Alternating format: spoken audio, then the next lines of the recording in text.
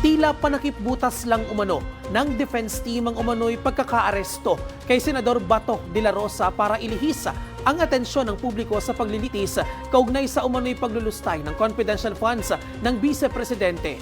Duda rin ang Malacanang sa timing ng umano'y pasabog na ito ng depensa. Narito po ang report.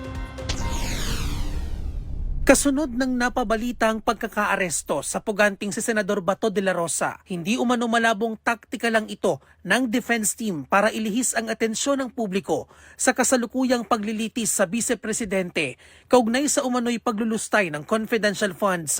Nagtatago ngayon sa Senador de la Rosa na may warrant of arrest mula sa International Criminal Court kaugnay sa crimes against humanity dahil sa war on drugs ng nakaraang administrasyon. Kapwa naman itinanggi ng NBI at PNP ang pagkakadakip sa senador. Duda naman ang Malacanang sa timing ng umano'y pasabog na ito ng depensa sa gitna yan ng pagdinig ng misuse of confidential funds. Tinawag pang ang scam ni Private Prosecutor Attorney Lorna Capunan ang umano'y mga questionabling pangalan na nakatanggap ng pondo at maging ang umano'y maanumalyang paggamit nito.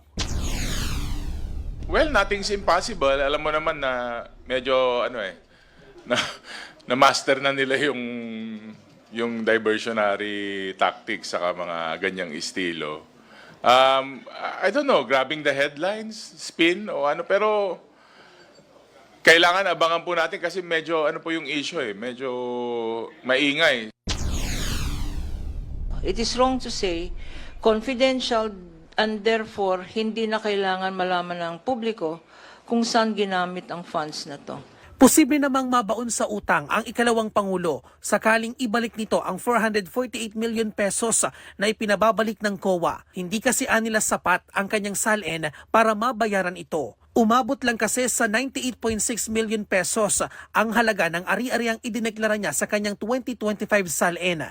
Mas mataas yan ng 10 milyong piso kumpara noong 2024. Ang nasabing halaga ay bahagi ng 612.5 million pesos na confidential funds na hinihinalang nilustay ng Vice Presidente kung saan 125 million pesos dito ay ginastos umano ng pangalawang Pangulo sa loob lang ng 11 araw noong 2022.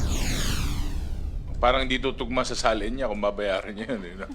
Kasi baka maglo-loan siguro siya para mabayaran yung ganong kalaking amount. Ayon naman kay Prosecution Panel Legal Spokesperson Attorney Benjamin Tolosa Jr., hindi mamamatay ang Article 1 o ang misuse of confidential funds kahit pa ibalik ng Vice Presidente ang nasabing halaga. Ako po si Bien Manalo. Para maging updated, manatiling nakatutok sa Congress TV, Congress TV Digital at sa iba pa naming social media pages.